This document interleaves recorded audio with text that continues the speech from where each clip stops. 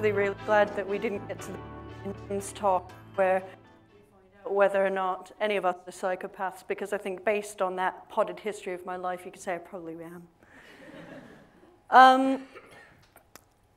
This is me. I'm Brooke, as far as you know. I'm going to tell you a little bit about myself. As you can tell from my accent, I was raised in Florida. Moved to the UK about 12 years ago. Now, I was one of the early adopters of blogging. I started blogging as Brooke in the year 2000 and started blogging as Belle in 2003. And this was when personal blogs were just starting to get big, when publishers were starting to look at blogging as a possible source of writers. But of course, as the famous cartoon from the 90s has it, on the internet, nobody knows you're a dog. So there was a lot of speculation at the time. Is Belle de Jour real? And also, is Belle de Jour a woman? Now, these were the books with the lovely Billie Piper on the cover. People didn't know who I was, so they stuck Billie Piper on the cover because she played me in the television series. Now, the press in Britain had a lot of fun trying to decide who I really was, since I obviously couldn't be what I said I was. First, I was Andrew Orlovsky, who had won a Bad Sex Award back in 2001. Then I was Sarah Champion, a Manchester clubber and journalist who now lives in California. And then I was the very fragrant and naked and very bold Toby Young. I'm still not actually sure whether I am Toby Young or not. I was talking with some people about this, and I said, well, let's be honest. You don't know that he isn't me. After all, we have... Oh. I'm deaf to microphones. After all, we do have a lot of the same friends.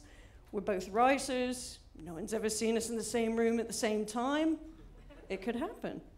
But obviously, in 2009, I was forced by unfortunate circumstances to reveal my identity, whereupon I did actually get to have a chat with Billie Piper. That's me with my cleavage out, because a woman that beautiful, you gotta do what you can to get the attention on you.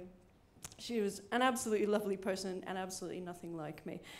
This was the point at which the press found out that, as well as having being a prostitute and actually a woman and actually for real and not a journalist, that I was also a child health researcher with a background in forensic science and specifically forensic identification. So that's what I'm going to be talking about mainly. Where does forensic identification really start?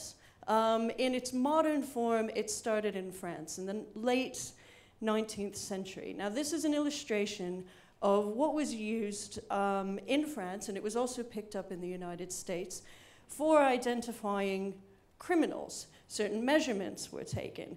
The length of your pinky finger on your right hand and the length of your arm from your wrist to your elbow on the other, and the size of your foot and the size of your ear, and these were supposedly unique to one person. And you're probably thinking to yourself, gosh, that sounds like an absolutely brilliant and fail-proof system. Why on earth aren't we using it now? In 1903, at Leavenworth Penitentiary in Kansas, the gentleman on the left, Will West, came to the prison because he had been convicted of a crime, and they were taking his measurements and transcribing them on the little card, and then went to their files and realized, oh, wait a minute, Will, you're already here. What do you mean I'm already here? Well, you're already in our files with this same name and these same measurements. Did you escape from the prison and we hadn't noticed?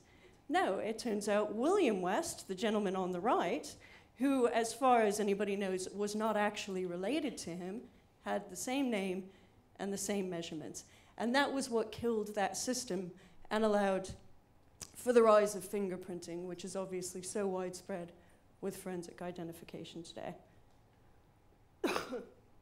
Now, fingerprinting is arguably unique. And I say arguably simply because nobody has actually done the research to prove that fingerprints are unique. But also as well, fingerprinting is actually comparing little points on the fingerprints. They identify little landmarks and the distance between them and a certain number of them. It actually turns out to be not that different at all from the old system that measured your ear and your pinky and the size of your foot. This is Shirley McKee. She's a policewoman in Scotland, and she was outside of a crime scene about 15 years ago. And as usual, when forensics comes in, and they also gather samples from people who visited the crime scene just to make sure there isn't any cross-contamination. And obviously, they were looking at the fingerprints from the scene, and they said to Shirley, "Oh, you went inside the crime scene?" And she said, "Oh, no, I was never in that room." And they said, "Really? Because we found your thumbprint on the mantelpiece." And she said, "No, I definitely was never in that room. I've got eyewitnesses. I never went in." She was fired from her job. She was sued for perjury. 10 years later, the police in Scotland admitted that they'd made a mistake, that they'd got it wrong, and they only apologized to her earlier this year. That should have ended fingerprints, but we believe in it. We've put so much behind it. We've built the system up so much that even a case like that is never going to be the Will and William West of fingerprinting.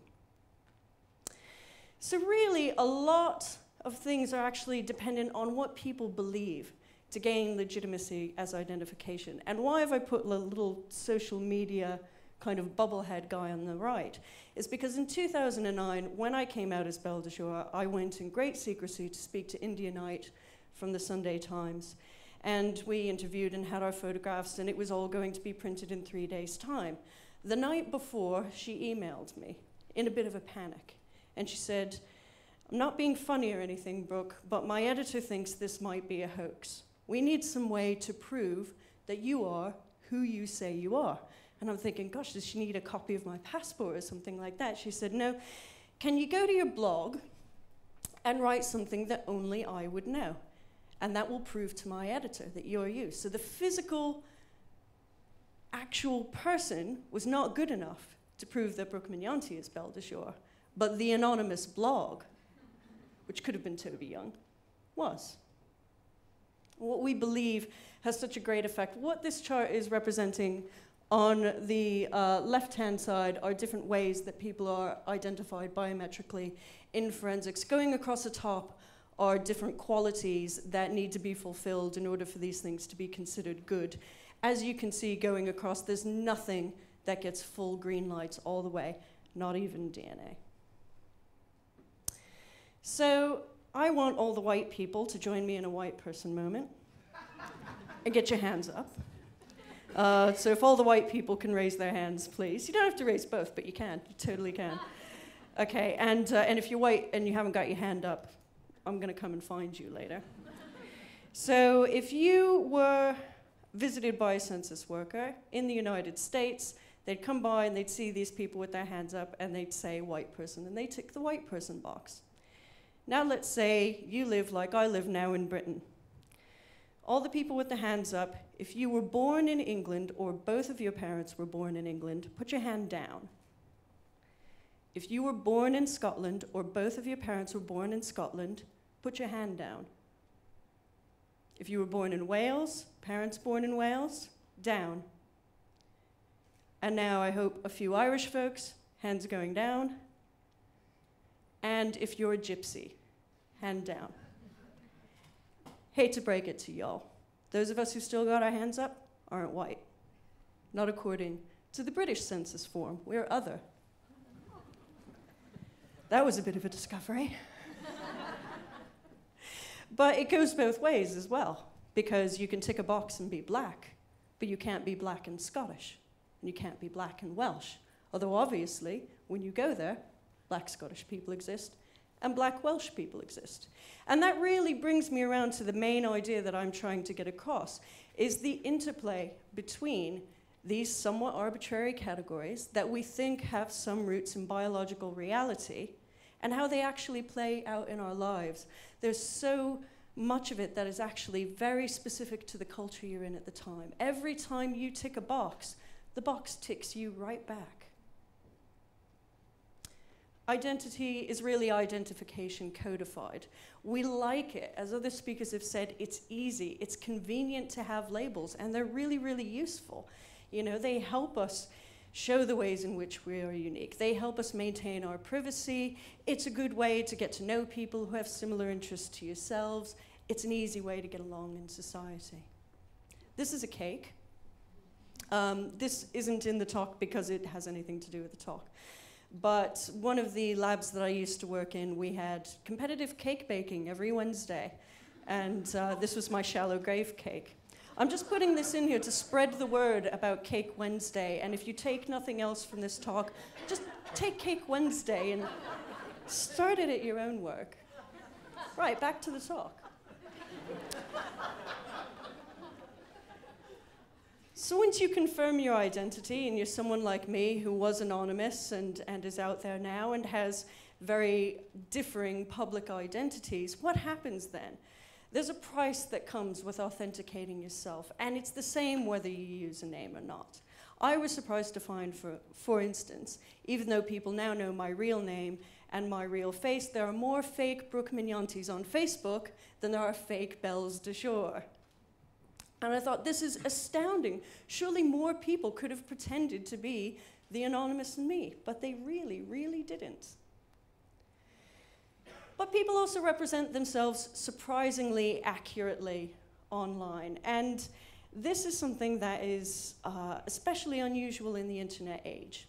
Give or take, you know, a few years in MI5 being a spy or you know, a few $1 million in income, the people are who they say they are on the internet. I did have to kind of cloak and disguise some of the things about myself to avoid being detected, but the basics were true. This is almost always the case, even when it comes to trolls, because there is something about us that is really not so much what is my race, what is my height, what is my income, what are the boxes that I put myself into, but what are my tastes? What are my habits? What are my interests? What kind of a person am I representing to the world? And those are actually surprisingly persistent.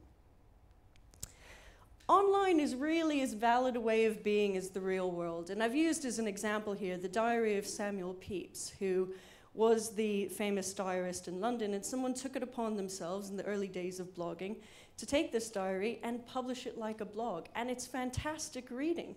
We think that blogging just came along about 12 or 13 years ago, that social media is an entirely new thing. It's been happening for hundreds of years.